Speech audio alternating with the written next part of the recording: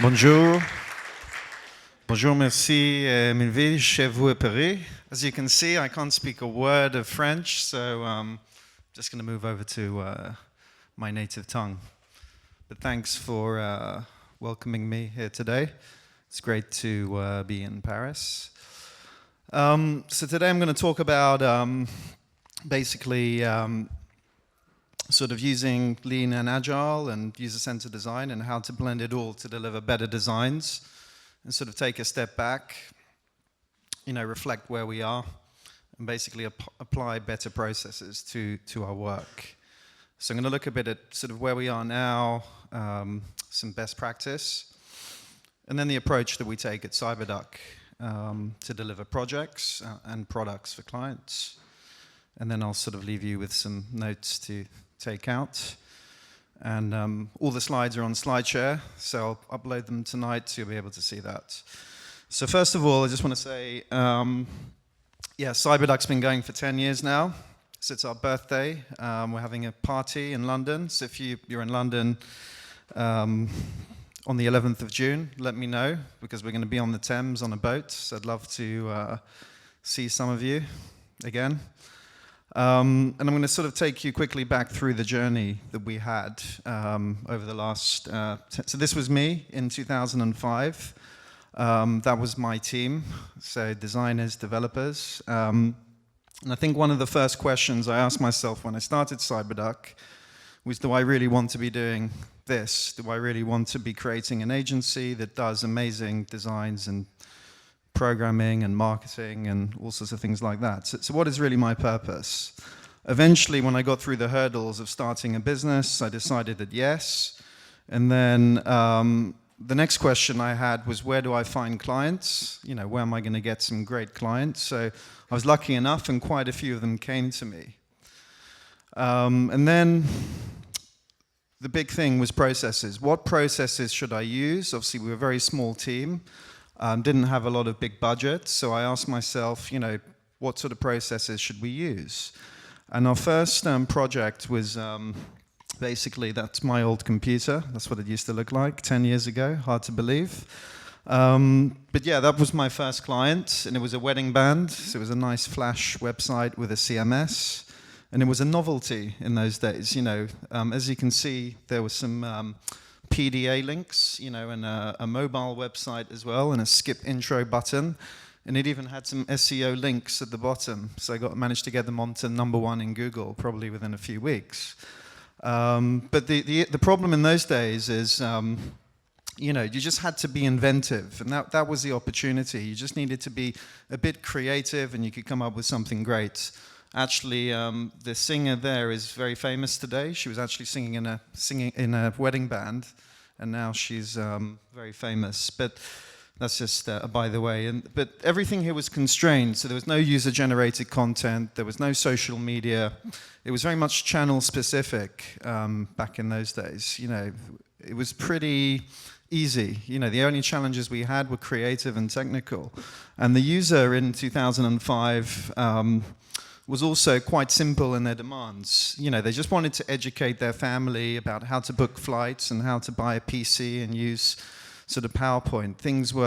E-commerce was pretty rocking and rolling even then.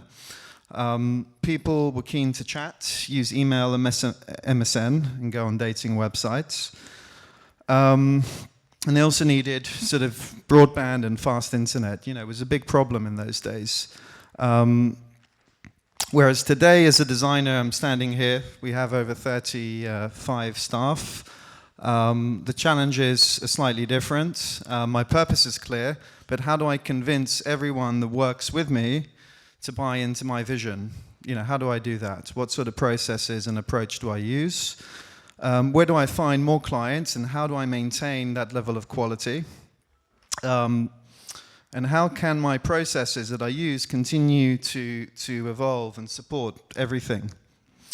So the type of projects that we work on now at Cyberduck, so we do a variety of different projects. And this particular project is for the Institute of Motor Industry in England. And the projects, they need to be innovative and disruptive, because it's not only about building something that looks really good and works well. The projects have to be admired. Brands need to build tribes behind them, to really make the projects work. You have to have a huge following behind you. And also projects today have to be responsive. They have to work across lots of different models and platforms. And more importantly, they need to work across channels because things now are moving from offline to online. The user today is very different in terms of how they were. They want to engage with their network across different devices. They also, more and more people now are building their businesses online, whereas that wasn't happening in 2005. In 2005, 10 years ago, it was a novelty. Just to have a website or some sort of application was a novelty.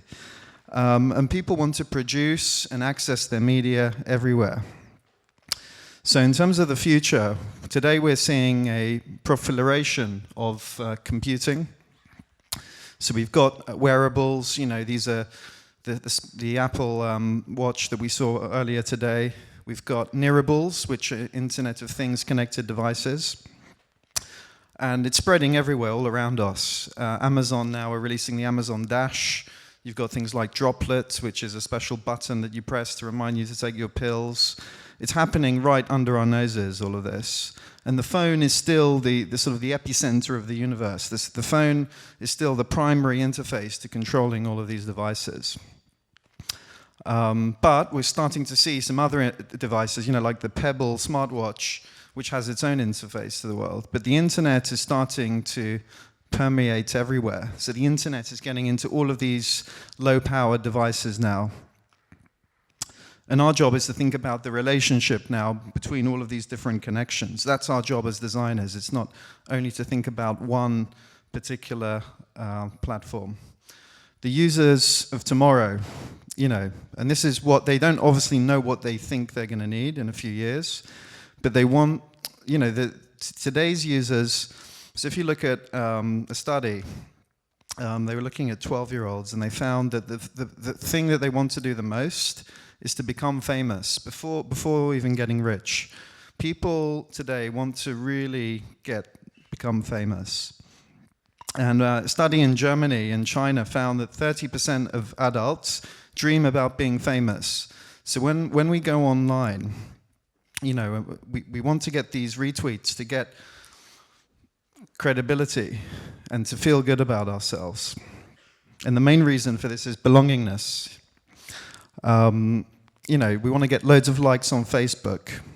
We want to log in to different platforms and services using one login or one sign-on. And users also want to see content that is relevant to them and that is personalized. So I think we're moving away now to thinking about designing destinations as opposed to so we're moving away, to designing systems as opposed to single destinations. So if you look at Facebook as an example, you create a post, and then it goes on to news feeds, it goes on to timelines, it goes on to pages. And it's a very, very different type of approach to what we used to have. So today, designers, they need to create atomic levels of engagement. Some brands will have more people consuming their content on Twitter, as an example, as opposed to on their own websites. If you look at the New York Times, more and more people are going there to consume content on Twitter, as opposed to actually going onto websites. So this is the difference between thinking about destinations to thinking about systems. So the current web is basically a pull-based web. What does that mean? It means that users are basically pulling content to them as opposed to the brands and websites pushing content. So just imagine going into a hotel, missing your flight or whatever, and the content is coming to you. Basically, the brand knows that you're running late because your flight has been delayed. So I think today we need to be thinking about designing systems before we design destinations. Of course, we still need to design the beautiful Apple Watch applications that we saw today. But it makes sense from a user perspective to think about the whole connected system. The founder of Drupal, so Drupal, just so you're aware, they power 5% of the internet today. I think WordPress is about 25% of all websites now are powered by them. But it's still, this guy is a very smart guy, and what he's saying is that the whole web and all of this ecosystem will go through a massive re-engineering process in the next decade. So we'll look at what makes a great user experience. So I always say, before I even start thinking about product development and product design, that you can only pick one of these things, yeah? Now, normally, what I recommend, if you're building a new product, is that you pick something fast and good, because you want to deliver the product quickly. You want to make it amazing. You want it to be of really high quality. But the only problem with that is it's not going to be cheap, yeah? Because if you're investing lots of great resources into your product, it's not going to be cheap, because everyone's working really hard and really fast. The only other option is to create a good product and make it cheap, but then it won't be fast. So that's the other option. I think the third option is definitely not something viable. So if we look at Uber as an example, I think you have it here in Paris as well, but in London, this is what's happening at the moment with Uber. This was a few days ago. Basically, the taxi drivers are starting to strike, they're blocking roads, they're not happy, because this product is really disruptive. Really disruptive. And it's offering a new type of value now to customers. The features are really good. You can basically see all the cabs in the area before you book a cab. And you can see how long it's going to take them to come there. You can get an idea of a price. It's revolutionizing things. As you register on Uber, it asks for your credit card number, but then it gives you your first ride for free. That's revolutionary. And it also disrupts the market of the workers themselves, or the taxi drivers, where it's a low cost to join. Yeah, you're your own boss. You have a software with turn-by-turn navigation, and you can rate your passengers as well. So your passengers rate you, and you rate them. So it's an incredible sort of innovative product.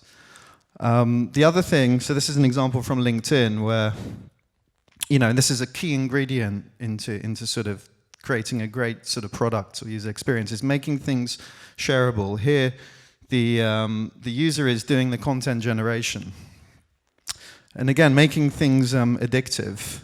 So different people, when they see sort of their status rising, a chemical called dopamine in our brain is generated, and it gives you the same sensation of winning the lottery or winning a jackpot.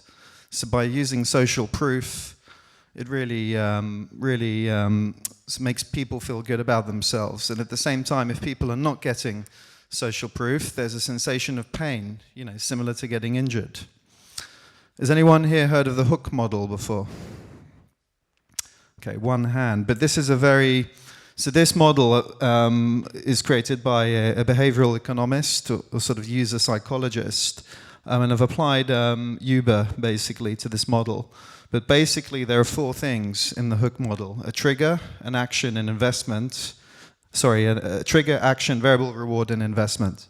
So applying this model to Uber, we can see how they've managed to create this whole hook and tribal kind of behavior. So the trigger here, the internal sort of, the external trigger is basically wanting to get a cab, wanting to move from A to B. The internal trigger is that knowing that there's a car, an Uber car in the area.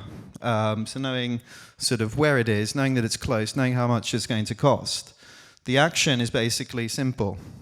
Just order the car. Spread it virally by inviting a friend and getting a discount.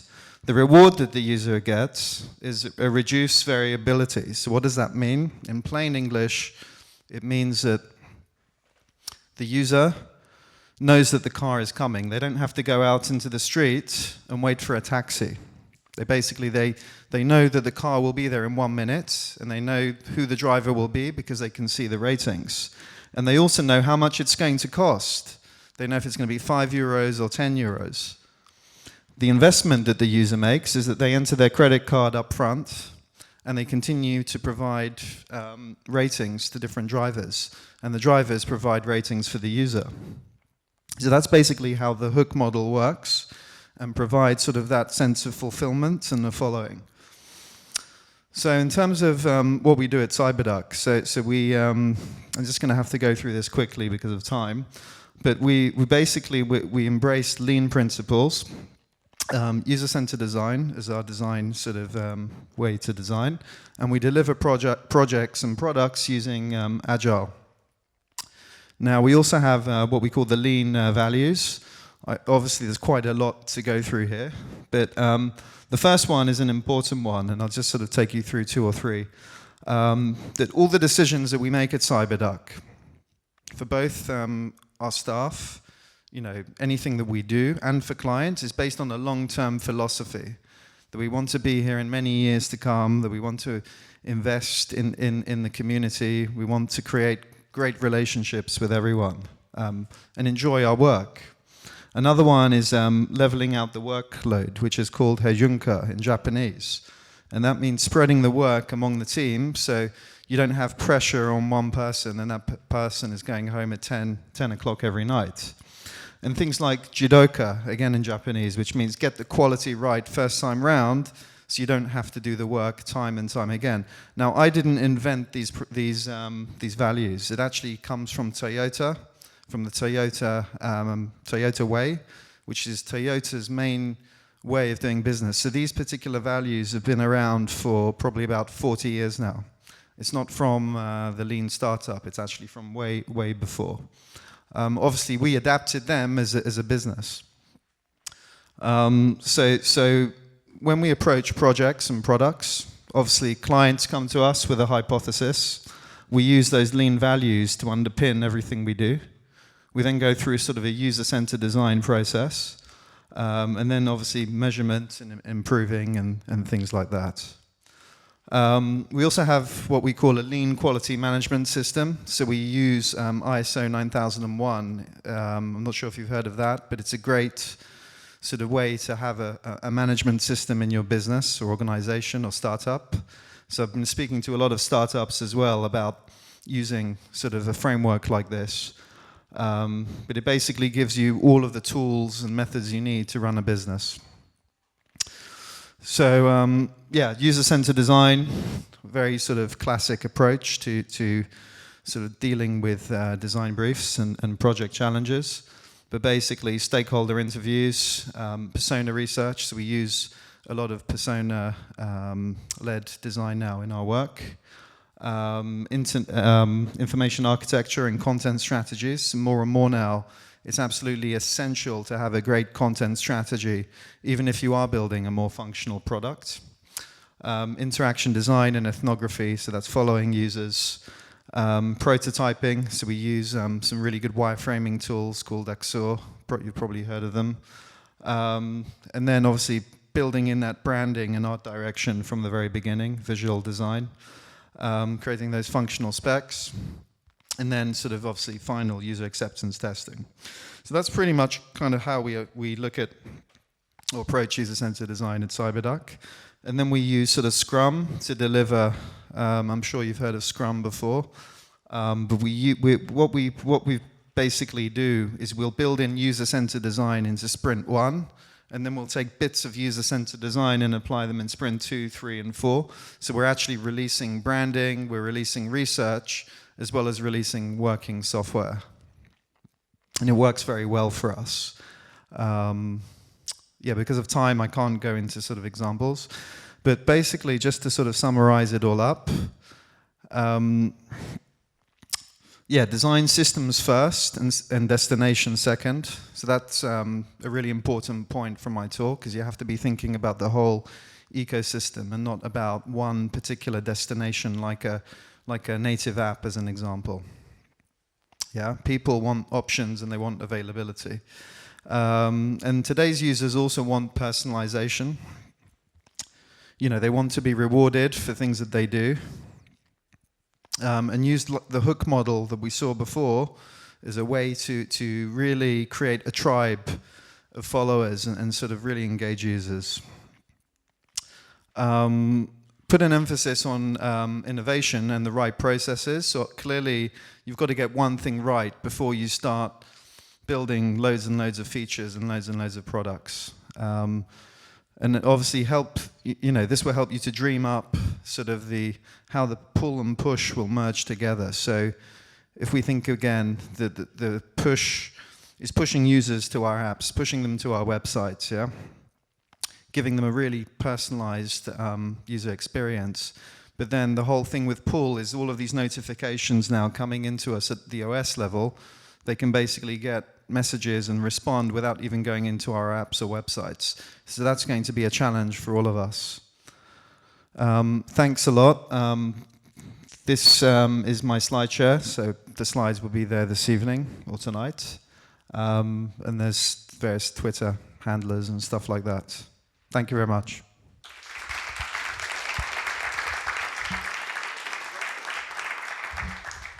Yeah, questions?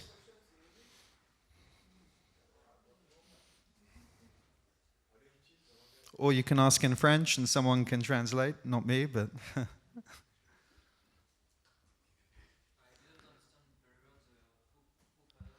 Okay, so the hook model is about having some sort of trigger. So it could be an external trigger, such as someone needing to get a cab, as an example. So let's say if you walk outside, you're thinking, I need to get a cab, a mini cab or cab, taxi. I don't know how much it's going to cost, but you know that you have Uber. You know that you can see. So this is the trigger. You know that you can know the price. You know that you know where the cab is or the taxi is. You know how long it's going to take. The action is that then you basically open your app or your website. You order a cab, and then the reward is basically that the cab comes. It's costing you a lot less money because you've used that particular system. It's a reward for everyone. So it's for the reward for you and a reward for the for the brand or the company. And then the investment is the fact that you're putting in more information, either about yourself or about the service. So that's basically the investment. It could be that you put your photo in, you rate one of the drivers. The driver is also investing, remember. So it's two ways. It's not one way.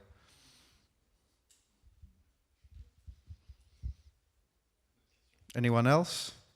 What's the biggest challenge in implementing Lean UX in other companies and organizations that you can see in Britain? Oh, the challenges of implementing Lean UX in different organizations. So I think the biggest challenge, when you start to think about Lean and Agile, is they have to be quite progressive in how they think, and they have to be willing to change. Stakeholders need to be changing their approach. It's quite difficult to do that in reality. It depends on the organization. Like we work with Cancer Research Technology. They're one of the biggest cancer research charities in the world, and they came to Cyberduck because they wanted to build a new portal for scientists in 90 days, and they had the vision, and they knew that it couldn't be associated with the main brand, so they said, okay, we want to create a new brand. They already had that kind of progressive thinking, so it was very easy for us to work with them. But at the same time, you can also work with more traditional organizations, and you can help to slowly influence their behavior and sort of convince them.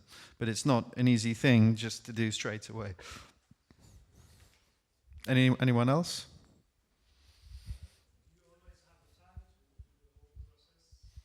I think that the process will change depending on the client and the project, and that's we're very much technology agnostic. So we will try and use the best technology for the clients as opposed to recommending PHP or whatever. So yeah, we change the approach, the technology, depending on how much time we have, but we won't compromise certain standards, of quality of work and things like that.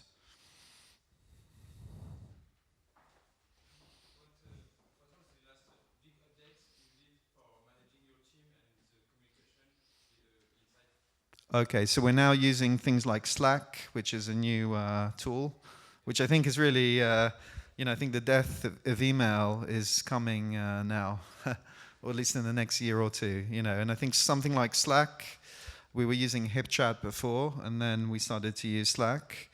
We're using more and more dashboards. We use Trello, so Kanban boards, basically, again, it's like a lean board to manage. So pretty much our whole business now is working off Trello. All the departments like marketing, sales, finance, even board meetings. When we have a director board meeting with 6 directors, we use Trello as an agenda tool and a minute tool. So and this helps to work much faster and get, achieve a lot of great things in a short space of time. So yeah, there are various tools and methods that we can use. And obviously, Kaizen is part of Lean, which is continual improvements. We're constantly looking at all of our processes, trying to improve that.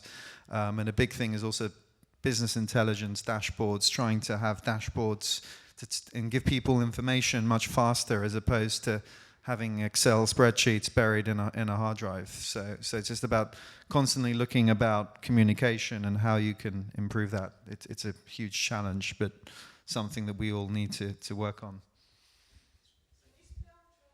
Trello, Trello.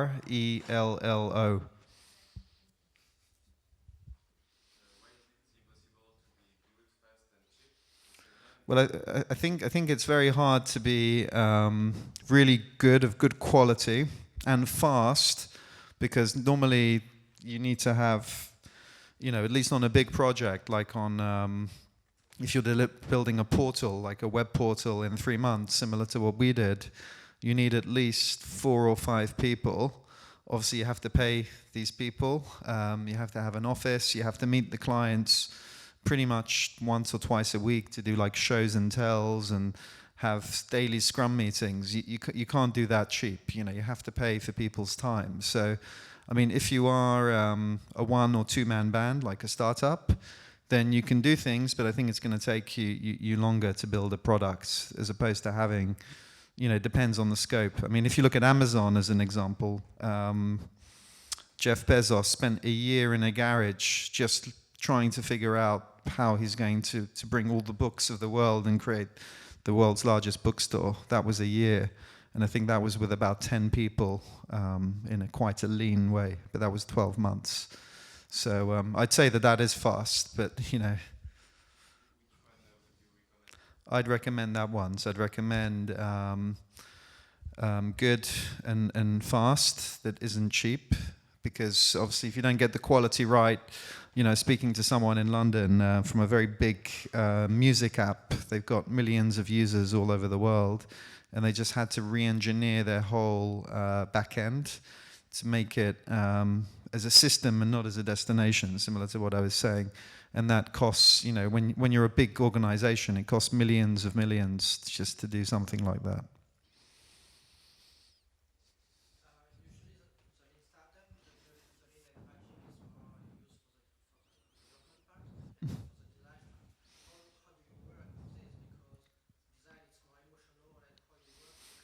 Mm-hmm. So what Lean and Agile getting, I think they complement each other. Yeah. Well, I think this is where I think something like user-centered design and having a strong sense of psychology and branding that is going to work. So the psychology part is user-centered design, and it's basically using the user not at the end of the project or in the middle of the project, but constantly testing your hypothesis with the user, and then investing in the branding, having an emotional brand that basically it works and complements the product.